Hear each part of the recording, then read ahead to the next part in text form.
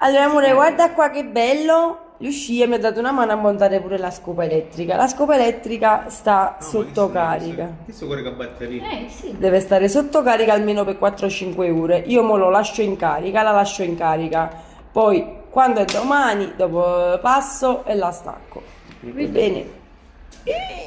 Guarda come è bellina, guarda.